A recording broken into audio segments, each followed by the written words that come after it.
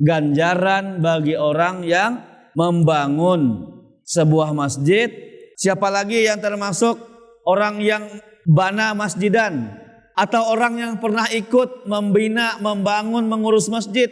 Kadang-kadang ada tulisan dilarang berabah di masjid. Kejam benar. Ya kalau kita nggak bisa menyumbang 10.000, ya sumbang aja 1.000.000 gitu kan. Bismillahirrahmanirrahim. Assalamualaikum warahmatullahi wabarakatuh. Jamaah yang dirahmati Allah Subhanahu wa taala, pada malam hari ini kita akan membahas hadis-hadis Rasulullah sallallahu alaihi wasallam yang berkaitan dengan fadilah bersuci dan fadilah orang sholat. Karena ini masjidnya baru, maka Rasulullah sallallahu alaihi wasallam di dalam kitab Al-Muttajirur Rabih fi Sawabil Amalis Sholih itu menjelaskan sekian banyak hadis yang menjelaskan keutamaan orang yang ikut membangun sebuah masjid. Sawabu man bana masjidan lillahi azza wa jalla. Ganjaran bagi orang yang membangun sebuah masjid karena Allah Ta'ala. Maka di dalam sebuah hadis Rasulullah sallallahu alaihi wasallam kata Rasulullah, man bana masjidan yabtaghi bihi wajhallah banallahu lahu baitan fil jannah, rawahul Bukhari wa Muslim.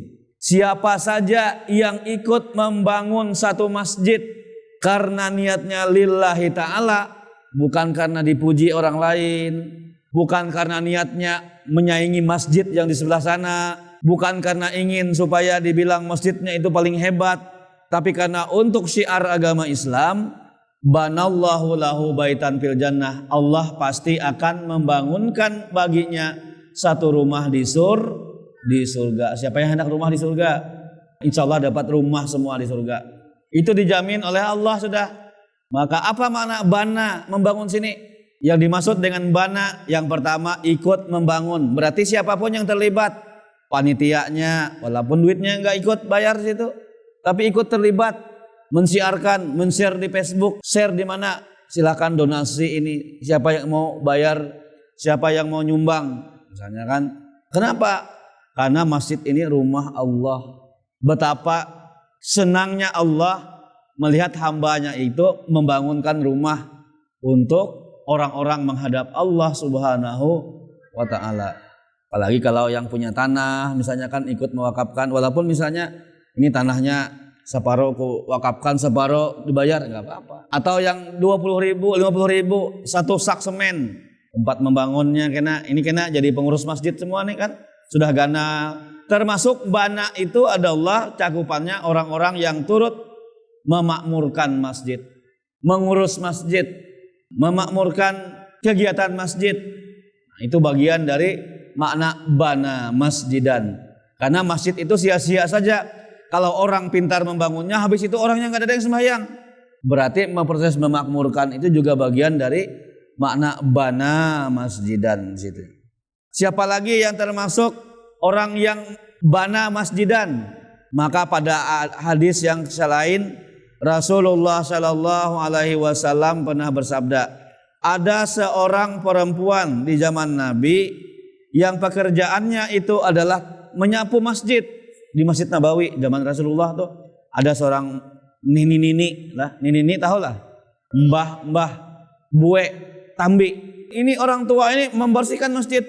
Dia kalau ada kotoran di masjid disapu, dibuang. Ada sampah diambilnya, dibuangnya ke tempat sampah. Nah, sampai suatu ketika perempuan ini, mbah-mbah ini meninggal dunia dan dikuburkan.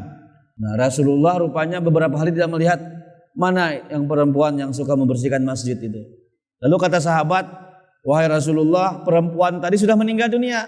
Lalu Nabi seperti protes itu. Kenapa tidak kalian kasih tahu ke saya kalau perempuan itu sudah meninggal dunia? Maka kata Nabi, kasih tahu saya di mana tempat kuburannya. Maka kemudian Nabi ke kuburannya, lalu diriwayatkan sini beliau sholat. Lalu apa kata Nabi? Aku melihat perempuan itu sudah punya tempat di surga karena dia suka membersihkan, menyapu masjid. Luar biasa. Sederhana sekali. Jadi jangan meremehkan marbot lah. Apa gaweannya? Ini tukang sapu masjid, jaknya itu nang kada baik gitu kan. Padahal itu hebat gaweannya itulah. Itu dapat jaminan surga insyaallah asalkan lillahi ta'ala. Tapi jangan dipahami lillahi ta'ala atau kada diupahi misalnya, jangan juga kan. Maka orang yang terlibat mengurus masjid, pengurusnya, takmirnya, tukang bersihnya, nah itu bagian dari orang yang membersihkan, membina daripada masjid. Nah ini hadis yang sahih diriwayatkan dari sahabat yaitu Ibnu Abbas. Siapa Ibnu Abbas? Sepupu Rasulullah sallallahu alaihi wasallam. Lalu kata Rasulullah dalam hadis dari Abu Hurairah diriwayatkan oleh Ibnu Majah, di antara pekerjaan atau amal yang akan terus mengiringi seorang mukmin ketika dia sudah mati atau wafat. Artinya kalau ada orang meninggal dunia itu kan pahalanya sudah terputus kan. Idza mata ibnu Adam in qata amaluhu. Maka kata Nabi, ada orang yang sudah mati, sudah wafat, dia sudah dikubur, tapi pahalanya terus datang ke kuburannya setelah dia wafat. Siapa itu yang diantaranya? Yang pertama, ilman allamahu wa nasyarahu.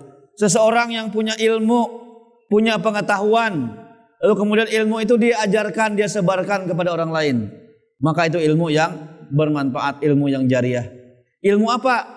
Bukan hanya ilmu agama, mengajarkan orang baca Quran, mengajarkan orang tata cara sholat, mengajarkan orang teknisi, mengajarkan orang servis elektronik, juga termasuk mengajarkan orang ilmu memasak. Lalu orang tadi pintar, akhirnya dia bisa kerja, bisa menghidupi keluarga, bisnisnya besar. Kita dapat pahala ilmu yang bermanfaat. Ilmu dagang, hebat sedih itu berdagang ya. Kayak pacarnya pian supaya payu. Nah itu kan, lalu dikasih ilmunya, itu juga bagian ilmu yang bermanfaat. Lalu wawaladan solihan tarakahu, seseorang yang mewariskan anak soleh yang dia wariskan. Maka insya Allah anak-anak kita yang di Masjid Baitul Gaza ini mudah-mudahan jadi anak yang soleh. Anak yang soleh inilah yang kelak apapun yang dikerjakan anak soleh ini, maka pahalanya itu juga orang tuanya juga akan mendapatkan pahala. Maka setiap waktu kita berdoa, Rabbi ghfirli waliwa warhamhuma kama rabbayani shaghira. Yang berikutnya au mushafan warasahu, dia mewakafkan mushaf Al-Qur'an. Beli mushaf ditaruh di masjid sini untuk TK-TPA-nya, lalu itu dibaca orang, dipakai orang. Maka orang yang menyumbang tadi kata Rasulullah juga memperoleh pahala. Walaupun orang sudah meninggal, tapi sumbangan daripada ilmu buku mushaf Al-Quran tadi diperoleh orang yang sudah meninggal itu. Lalu kemudian au masjidan banahu, atau orang yang pernah ikut membina, membangun, mengurus masjid. Orang yang sudah meninggal, tapi masjid yang beliau turun bangun itu masih ada. Selama masjid itu dipakai, digunakan, maka dia akan memperoleh transfer pahala. Luar biasa. Jadi bila hendak panjang umur kan tidak mesti sampai hidup 200 tahun lagi kan. Panjang umur itu berarti orang yang memanjangkan amalnya dengan melakukan amal-amal soleh yang bermanfaat tadi. Dia punya ilmu, dia tidak pelit dengan ilmunya. Ada masjid belum selesai, dia nyumbang, dia wakafkan untuk orang tuanya. Saya niatkan transfer ke Masjid Baitul Gaza 5 triliun misalnya, ya kalau maka pahalanya untuk siapa diniatkan? Itu insya Allah selama masjid ini digunakan bermanfaat, maka untuk siapa niat tadi, maka itu akan sampai terus mendapatkan kucuran pahala dari Allah Subhanahu wa taala. Lalu yang kemudian au baitan li benis sabili banahu, atau orang yang membangunkan rumah singgah untuk musafir. Maka bagus kalau di masjid ini, apalagi kan masjidnya ini agak luas, dibangun misalnya ada 3 kamar atau 5 kamar, 1 kamar untuk kaumnya muazin, lalu misalnya 2 kamar untuk guest house. Nanti dibuka, masjid sudah selesai, kita ingin membangun guest house, Silahkan ingin berwakaf, selama itu digunakan orang, pahalanya sama dengan membangun masjid. Jadi orang ke masjid itu senang dia, orang yang nggak duitnya habis, dia kemalaman, oh enak tuh, guest house-nya nyaman, ada AC-nya lagi misalnya, ada kopinya, ada mie goreng. Nah jarang-jarang kan masjid ada guest house, kadang-kadang ada tulisan dilarang berabah di masjid. Kejam benar, orang makanya uyuh lah. Nah ini bagusnya masjid itu kan bukan hanya berfungsi ibadah, tapi masjidnya juga ramah terhadap anak. Kadang anak-anak ini diusir-usir ke masjid. Udah sini kalau ribut gak usah masjid gitu. Yang namanya anak-anak itu ya pasti ribut gitu kan. Yang penting bagaimana mengelola mereka supaya mereka itu akrab dengan masjid daripada dia main game. Bagus dia main di masjid, dia ikut sholat, dia akrab dengan rumah ibadah. Jadi masjid kita ini harus ramah anak, ramah musafir. Oh di sana tuh enak masjidnya. Di situ kalau orang musafir ada airnya. Kalau hari Jumat misalnya disediakan makanan gratis. Mungkin tidak perlu masjid yang menyediakan, masjid perlu hanya mengumumkan siapa yang mau sedekah makanan, masjid siap mengelola dan menyalurkan. Wah, luar biasa itu. Nah, ini jarang sekali masjid itu yang punya guest house. Kadang-kadang orang tidurnya di pojokan, kan gak enak itu kan. Orang mau ganti baju nggak bisa, apalagi kalau musafirnya adalah perempuan. Nah, itu kalau ada 1 kamar, 2 kamar lah, itu untuk musafir, saya kira itu amal jariah yang luar biasa. Karena selalu ada musafir itu yang entah dia musafir itu dari kota lain atau musafir yang di Palangkaraya kehujanan misalnya, kan boleh jadi pakai motor jauh, dia mau nginap situ aja dulu. Nah, ini ada beberapa banyak hal gitu.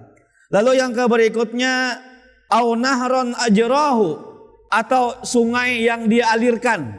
Nah, kenapa hadis ini berbunyi sungai yang dialirkan? Itu maksudnya adalah di Makkah, Madinah itu kan air itu mahal. Setahun berapa kali ada hujan di sana? Itu kalau ada hari hujan, wah luar biasa. Kalau kita hari hujan bang, bukan masuk rumah, ayo hujan. Nah, itu. Kalau di Arab kalau hujan, orang berlarian keluar rumah lah, nah, karena jarangnya hujan. Maka salah satu sedekah yang paling dianjurkan oleh Rasulullah, sedekah air. Nah berarti kena di sini, misalnya ujar jamaah, ulun lah di sini kena setiap bulan bayar listriknya. Itu sedekah apa dia di situ? Di sini pakai air pompa kan? Nah, untuk wuduknya, untuk mandi. Berarti kalau ada jamaah yang setiap bulan misalnya, oh berapa listriknya? 200. Murah sekali itu. Cukup 2 jamaah aja tuh setiap bulan. Jamaahnya Pak ini dengan Pak ini setiap bulan. Itu pahalanya banyak benar tuh. Termasuk situ kan air, listrik. Wah ini au nahron ajrahu. Kada mungkin kita menimba banyu dibawa ke masjid, kan kada mungkin. Maka untuk mengamalkan hadis ini cukup pian bayarkan listrik masjid ini, maka pian sudah dapat pahala seperti orang yang mengalirkan air, karena airnya menggunakan listrik. Lalu apalagi di sini kata Rasulullah, au shadaqatan akhrajaha min malihi fi sihhatihi wa hayatihi talhaquhu min ba'di mautihi, atau sedekah yang dia keluarkan ketika dia masih hidup, maka sedekah itu akan terus mengalir kepada dirinya setelah dia meninggal. Contohnya sedekahnya kayak apa? Mungkin nanti di sini ada rumah orang belajar mengaji ya, mungkin TKTPA-nya punya, lalu kemudian ada ustazahnya, lalu ada jamaah yang berinfak untuk insentif guru-gurunya, ustazahnya, maka dia dapat pahala jariah. Sama dengan orang yang mengajarkan Quran. Karena mengajarkan Quran itu mengajarkan ilmu. Sementara proses pembelajaran Al-Quran itu kan tidak mungkin terjadi kalau tidak ada 1 gurunya, 2 ruangannya, 3 gajinya. Nah, 4 menggaji itu juga. Maka dia seperti mengamalkan man khairukum man ta'allama al-Quran wa 'allamahu. Sebaik-baik kalian orang yang belajar Al-Quran dan mau mengajarkannya. Siapa yang terlibat dalam pembelajaran Al-Quran itu? Pengurus masjid, pengurus TKTPA-nya, yang mewakafkan atau menginfakkan untuk gajinya. Itu juga adalah bagian dari orang-orang yang terlibat di dalam proses pembelajaran Al-Quran. Jamaah yang dirahmati Allah Subhanahu wa ta'ala. Nah, selanjutnya itu adalah tentang keutamaan daripada membangun masjid. Makanya kita kalau bisa dimanapun ada masjid, orang membangun masjid, biasa sekarang tuh ada spanduknya kan, transfer ke rekening. Wah, itu ya kalau kita nggak bisa menyumbang 10.000 ya sumbang aja 1 juta gitu kan. Oh itu pahalanya luar biasa. Bismillahirrahmanirrahim. Sengajaku misalnya kan turut berinfak untuk muslim ini, niatnya untuk siapa? Untuk orang tua. Enggak usah dikasih itu orang tua. Mak ulun tadi infak besenpian enggak usah disebut. Cukup dalam hati kita saja bahwa kita itu termasuk bagian dari cara kita untuk mengekalkan amal kita. Yang kedua adalah bakti kita kepada orang tua.